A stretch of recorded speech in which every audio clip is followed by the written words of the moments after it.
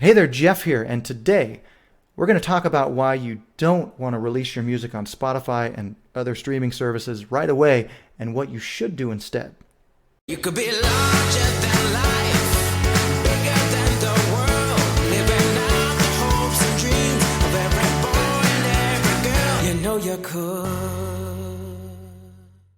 What's up, friends? Jeff here, as usual, coming from the home studio in Las Vegas. Now, I know this is going to sound extremely counterintuitive to almost anyone hearing this, but if you stick with me for the next couple of minutes, I'm going to explain why making your music available on all of the streaming platforms is actually keeping you from having a successful career as a professional musician. Now, it's no secret that there's been a massive shift in the way people consume music over the last several years, and now, because of streaming, we all basically have the entire history of recorded sound in our pockets with us at all times. And while it is truly incredible that we can discover new music or explore an artist's entire back catalog for next to nothing, we tend to forget that the vast majority of musicians still haven't really benefited from this system financially, and in fact are making even less money than they ever have in the past. The record labels, on the other hand, love the streaming services because they can make a ton of money licensing their catalog to these platforms, which helps curb all the illegal downloading and piracy that we saw back in the late 90s and early 2000s when sites like Napster, Morpheus, and LimeWire were all the rage. So today, the major streaming giants like Spotify, Tidal, and Apple Music are similar to the old record labels in that they can make the majority of their money off the 1% of the mainstream artists generating the most streams, while the smaller independent musicians fight for the leftover table scraps. Still, though, we see thousands of independent or smaller label artists and bands promoting their latest releases on Spotify to grab a few seconds of people's attention, hoping to somehow convert these casual listeners into diehard fans that will somehow end up spending money on the music they just streamed, essentially for free. What's worse is that we're now seeing some of these already financially challenged musicians spending their hard-earned money on expensive social media and pay-per-click ads trying to drive people to stream their music in hopes of generating a few spins, which might net them a couple bucks if we're being generous. I mean, how long can you spend money you don't have on advertising that might generate a few cents if you're lucky after all said and done? For any other business in any other industry, that would be a completely unsustainable business model.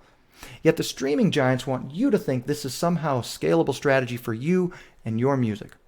This strategy, if you even want to call it that, basically amounts to the artist once again paying for exposure, hoping either that someone will hear your brilliant masterpiece, recognize your genius, and wave a gold-plated record contract in your face with $1 million advance, or you'll get enough plays and spins to eke out a decent living from your music.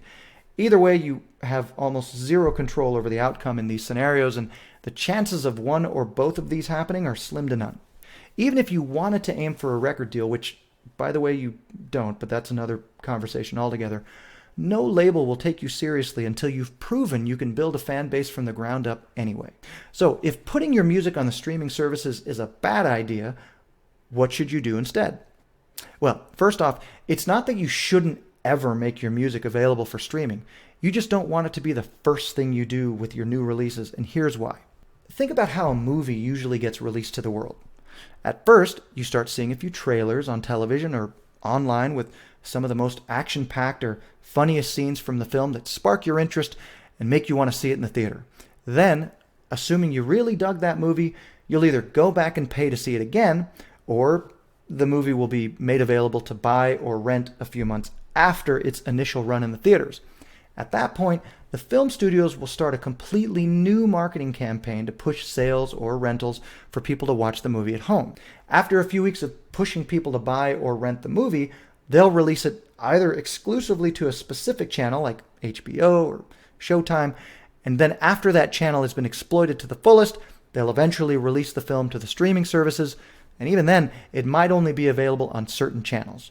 The idea is that they don't just premiere the movie everywhere all at once. They release it through specific channels at different times, with each channel getting its own marketing campaign along the way.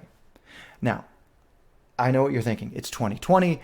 Movie theaters aren't open at the moment. And while that's true right now, this is the model that's been in place for decades. And if you follow what I'm talking about here, you'll see how this can be applied even under the current conditions. In fact, As a musician, you have an advantage over the movie industry because you don't have to force people to physically seek out your recordings the way the film studios do with first-run movies at a theater.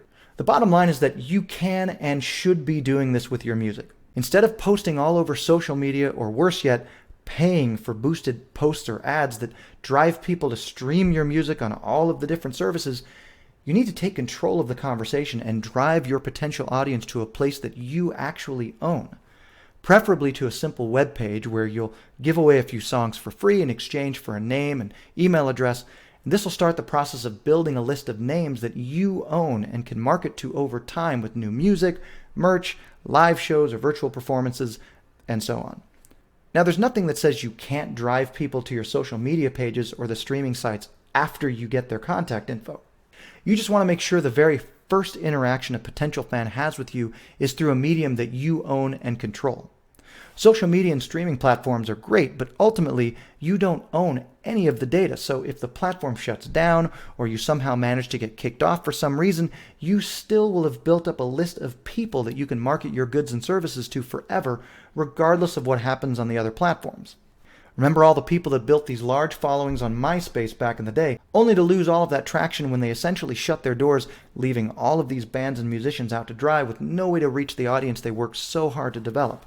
So instead of building your house on rented land, so to speak, you want to make sure you're building a foundation that will outlive any current or future platform, regardless of how popular it might be at the time. This will also help keep you from wasting money on boosted posts or paid ads when you want to communicate with your fans and listeners, because the social media platforms severely limit the organic, aka free reach of your posts because they want you to pay so more of your followers and fans can see them. So even if you've got 1 million fans who've liked your page, a very tiny percentage of them will ever see your posts because the social networks make their money from ad revenue, which means if you want everyone on your page to see your posts, you'll have to pay for the privilege.